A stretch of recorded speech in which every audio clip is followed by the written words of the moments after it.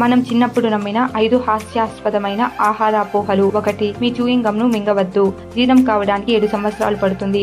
Chewing gum synthetic పాలిమర్లతో తయారు చేయబడ్డాయి. ఇది జీర్ణం కాదు, కానీ అది మీ శరీరంలో కూడా ఉండదు. ఇది మరేదైనా లాగా మీ వ్యవస్థ ద్వారా కదులుతుంది. కొన్ని రోజుల్లోనే ఇది మీ శరీరాన్ని వదిలివేస్తుందని వైద్యులు అంటున్నారు. 2. విత్తనాలను మింగవద్దు. మీ కడుపులో ఒక మొక్క పెరుగుతుంది.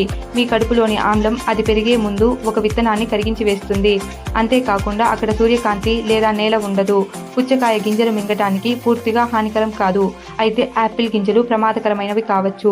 వాటిలో అమిగ్డలిన్ ఉంటుంది. ఇది సైనైడ్ ను విడుదల చేస్తుంది.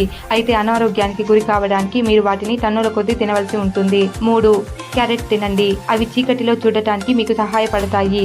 ఈ పురాణం 2వ ప్రపంచ యుద్ధం సమయంలో ప్రారంభమైంది. బ్రిటిష్ పైలట్లు రాత్రిపూట జర్మన్ విమానాలను కూల్చివేసేవారు. అసలు కారణం రహస్య రాడార్ టెక్నాలజీ. బ్రిటన్ అబద్ధం చెప్పి వారి పైలట్లు చాలా క్యారెట్లు తిన్నారని చెప్పారు. క్యారెట్లు మీ కళ్ళు ఆరోగ్యంగా ఉండడానికి సహాయపడతాయి, కానీ అంతవరకు కాదు. 4. ఎక్కువ కోక్ తాగవద్దు. ఇది మీ కడుపులో రంధ్రాలు చేస్తుంది.